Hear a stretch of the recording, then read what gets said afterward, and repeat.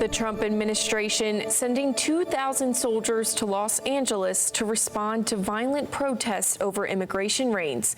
Here's ABC's Alex Stone with the details.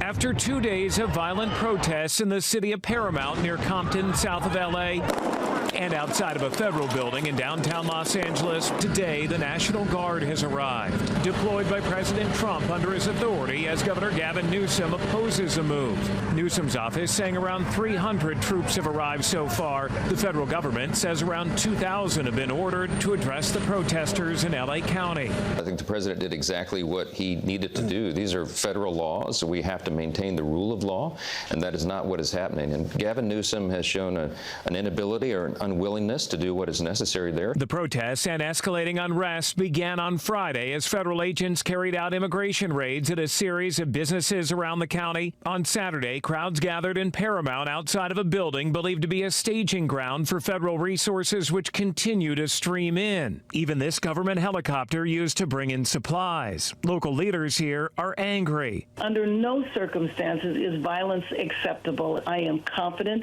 that LAPD and other law enforcement agencies like the sheriffs can handle things in Los Angeles. While local police say they have tried to stay out of it because they're not allowed to enforce immigration law, nightly they've worked to move protesters out of the streets. On Saturday night, the LAPD says it made 11 arrests for those who they say refused to leave after an order was given. In New York, there have been similar protests this week in Manhattan. The Department of Homeland Security lawyers are persuading immigration judges to close their applications for asylum without due process, and ICE is grabbing these people. ICE is kidnapping these people before they have a chance to file an appeal. It comes as here in L.A., federal leaders indicate the immigration enforcement will continue. Defense Secretary Pete Hegseth warning if protests are not quelled, active duty Marines could be called up from Camp Pendleton.